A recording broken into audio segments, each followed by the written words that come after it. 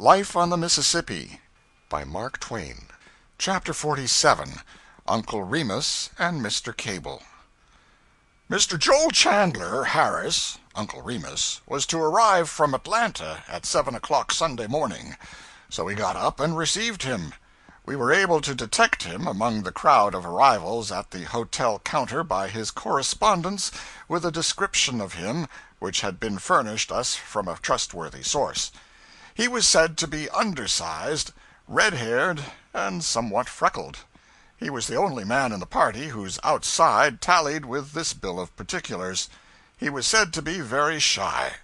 He is a shy man. Of this there is no doubt. It may not show on the surface, but the shyness is there.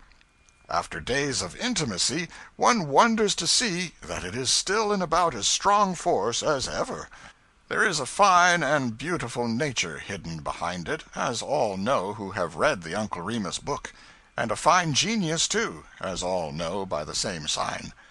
I seem to be talking quite freely about this neighbor, but in talking to the public I am but talking to his personal friends, and these things are permissible among friends.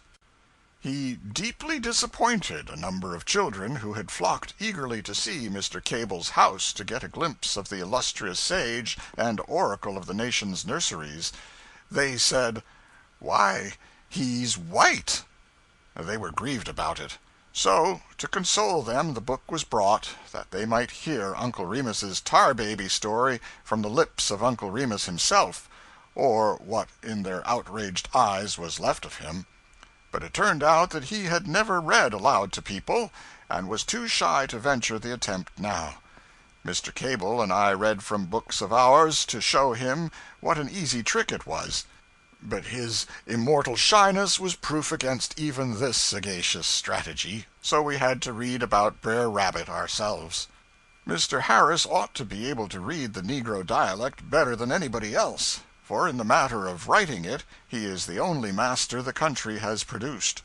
Mr. Cable is the only master in the writing of French dialects that the country has produced, and he reads them in perfection. It was a great treat to hear him read about Jean Poquelin, and about Innerarity and his famous pig shoe, representing Louisiana refusing to hunter the Union, along with passages of nicely shaded German dialect from a novel which was still in manuscript. It came out in conversation that in two different instances Mr. Cable got into grotesque trouble by using, in his books, next to impossible French names, which nevertheless happened to be borne by living and sensitive citizens of New Orleans. His names were either inventions or were borrowed from the ancient and obsolete past. I do not now remember which, but at any rate living bearers of them turned up, and were a good deal hurt at having attention directed to themselves and their affairs in so excessively public a manner. Mr. Warner and I had an experience of the same sort when we wrote the book called The Gilded Age. There is a character in it called Sellers. I do not remember what his first name was in the beginning, but anyway, Mr. Warner did not like it, and wanted it improved. He asked me if I was able to imagine a person named Eschol Sellers. Of course I said I could not, without stimulants.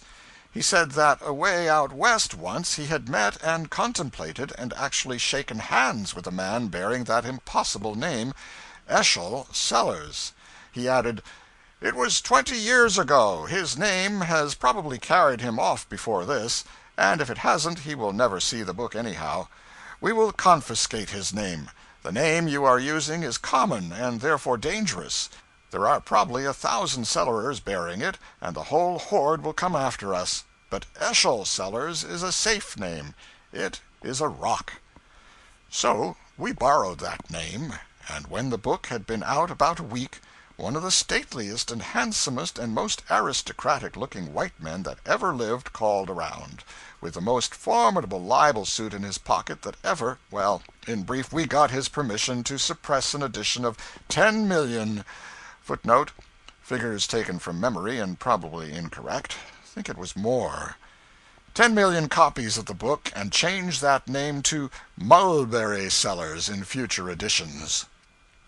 End of chapter 47.